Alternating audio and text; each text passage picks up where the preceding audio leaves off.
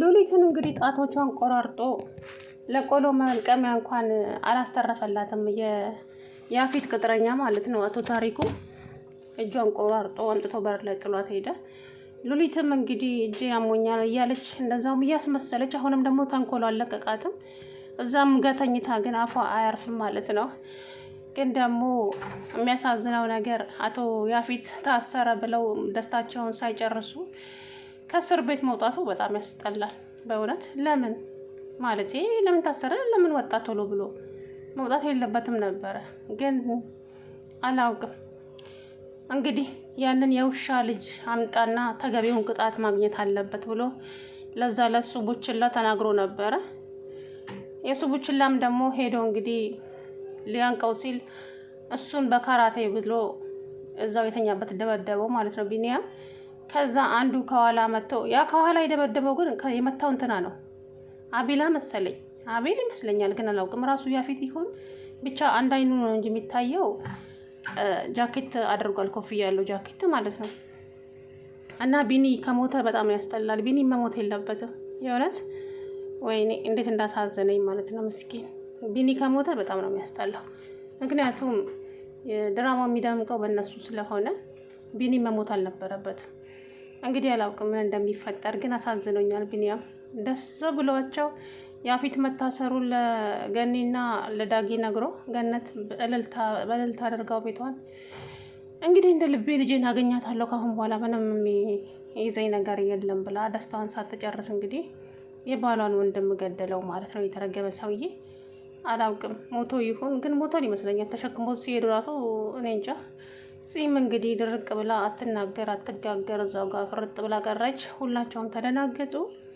እንግዲህ ዳግም እየተንሰቀሰቀ እየተንሰፈሰፈ ለጺ ደውሎ ናታንን አገናኘኝ እባክሽን፣ ምንድን ነው ሰላም አይደለም እንዴ ስትለው አጎቴን ገደሉት። እንግዲህ ፍቅረኛዋ ነው አስባችሁታል። ፍቅረኛችሁ አንድ የምትወዱትን ሰው ሳትነጋገሩ ተጣልታችሁ በዛው የሆነ ነገር ሲፈጠር ከባድ ነው ለጽዮን። ለፍቅረኛም ባይሆንም ቢኒያም ውለታው ይሄ አልነበረም። ግን ምን ዋጋ አለው? ያፌት እጅ ጣለው። ያፌት ማለት እንደዚህ የሚበገር ሰው አይደለም ጭራሽ። አሁን የፍራታንም ተከታተልልን፣ በምትመጣብን መንገድ አይታወቅም፣ ግዴታ እሷን መከታተል አለብህ፣ የት እንደምትሄድ ምንም እንደምታደርግ እያለ ለታሪኩ ነግሮታል ማለት ነው። እሺ አለቃ አደርጋለሁ እያለ ይሄ ደግሞ በግ የሆነ። አሰላሙ አለይኩም ወራህመቱላሂ ወበረካቱ። ድና የተከበራችሁ ቻናል ቤተሰቦች እንዴት ናችሁ? እኔ ያለው አልሐምዱሊላህ። እንግዲህ አቶ ያፌት ከእስር ቤት ወጣ። እስር ቤት እንግዲህ ያ አቤላ ሄዶ አሹፈውበት ነበረ። አቤላ ግን ጉድክ ፋላ ይገልሃል ማለት ነው። ያፌት እጅ የገባ ሰው መቼም ማምለጫ የለውም። አቤላ እንደዛ ከእስር ቤት ያፌት የማይወጣ መስሎት ተሳልቆበት ነበር የሄደው። ማስቲካ አስተኛኘቁ ሁሉ ሲያስጠላ። ግን የአቤላ የሚባል ልጅ አነጋገሩ ሁሉ የሆነ በቃ ማስቲካውን እኮ አሰቃየው አፍ ውስጥ።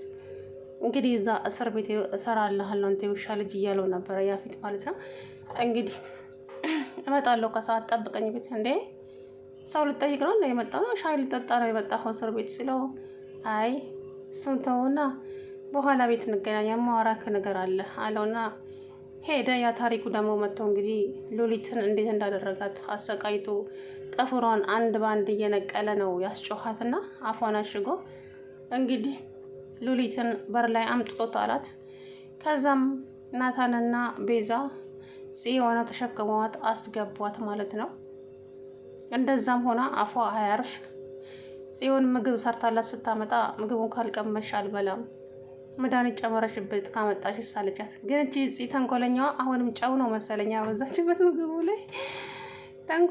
ተንኮል አይደለም ጽ ማለት ነው የምር። እና ቢኒ በጣም ነው ያሳዘነኝ እውነት። መሞት አልነበረበትም። መሞት እኔ እንጃ አውቆ ግን መቶታል እኮ በኃይለኛ ነው ከኋላው የመታው። በጣም ነው የመታው ከኋላው ማለት ነው። ከጀርባው ስለመታው ምናልባት ብዬ ፈራው። ከሞተ ያስጠላል በእውነቱ በጣም ነው የሚያስጠላው። ቢኒ መሞት የለበትም። ግን ያፌት ምን ይሻል ይሆን የእውነት? ወይኔ ፊቱ ራሱ ያስፈራ። እንግዲህ ናታን ጓደኛውን ገደሉበት። አንተም ተጠንቀቀ። ያፌት ማለት እንደዚህ ቀላል ሰው አይደለም። እስር ቤቱም ሆነ ሁሉም ቦታ የሱ ናቸውና የሱ ቅጥረኞች ስለሆኑ ያውላችሁ ታሰረ ብለው ደስታቸውን ሳይጨርሱ ተፈታ። ከመፈታቱም ደግሞ ቢኒያምን ይኸው ጉድ አደረጉት ማለት ነው። እንግዲህ ቢኒ በጣም ነው የሚያሳዝነው። ሉሊትም እንግዲህ ማን እንደመታት እንኳን አታውቅም፣ ተናገሪ ማን ነው እንደዚህ ያደረገች ሲሏት ስቅስቅ ብላ እያለቀሰች እንግዲህ መናገር አልቻለችም፣ ግን አስታውሳለች ማንን እንደዚህ እንዳደረጋት ማለት ነው። ታሪኩ የሚባለውን አውቀዋለች። ያፊት ቢሆን ያፊትን ታውቀው ነበረ፣ ግን አታውቀውም። ያፊት እንደሆነ እንደዚህ ያስደረጋት አታውቅም ማለት ነው። እንግዲህ ጠፍሮቿን በፊንሳ ንቅልቅል አድርጎ አስጨዋት ማለት ነው። ሉሊት እንደ ስራሽ ያንስብሻል፣ ግን አሳዝናኛለች ዛሬ። የድራማው ድምቀት እኮ ናት ሉሊት። በነገራችን ላይ የምሬን እኮ ነው፣ ታደምቀዋለች። ማስቲካ አበላሏ፣ አካሄዷ የምትላት ነገር በጣም ታስቀኝና ዛሬ ግን በጣም ነው ያሰቃያት። እንግዲህ ታሪኩ የሚባል ልጅ አንድ ቀን ደግሞ አንተም ጀግና እጅ ላይ ጥልህና ዋጋን ታገኛለህ ብዬ አስባለሁ። አቶ ታሪኩ ብሏል ያፊት እኮ ኮስታራነቱ ግን በአካልም እንደዚህ ይሆን? ግን ሲያስፈራ እኮ ፊቱ የእውነት የሚላችሁ እኮ የሆነ ኃይለኛ ነው የሚመስለው እንዲህ በአካል ራሱ ከድራማ ውጭ ሳስበው። እንግዲህ የፉዬ ደግሞ በጣም ብዙ ብር አምጥተው በሳምሶናይት ሰጧት። ያን ሳምሶናይት ደግሞ ስትከፍተው በጣም ብዙ ብር ነው እና ወረቀት አገኘች ውስጡ።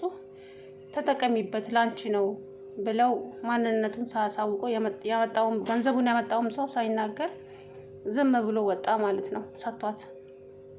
ከዛ ቤዛ ጋር ደውላ ቤዚ አንቺ ነሽ እንዴ ላክሽልኝ ምናምን ስትላት ኧረ በፍጹም ምን ነው ስትላት በቃ በኋላ አወራሻለሁ ብላ ስልኩን ዘጋችው ማለት ነው። ማን እንደላከላት አላውቅም። እናም አቶ ያፊት ከእስር ቤት ሲመለስ ሳምሶናይቱን በር ላይ እንትኑ ጠረጴዛው ጋር አየና እንዴት ለምን ምንም እንደዚህ ሆነ ምናምን እያለ ባለፈ ብር ያስፈልገኛል ብር ስጠኝ ምናምን ያለችውን ነገር አስታወሰ ማለት ነው። ከዛም ተጠራጥሮ ታሪክ ጋር ደውሎ ኤፍራታን እንድትከታተልልኝ እፈልጋለሁ፣ የት እንደምትሄድ ምን እንደምታደርግ በጥንቃቄ ታዲያ አለ ማለት ነው።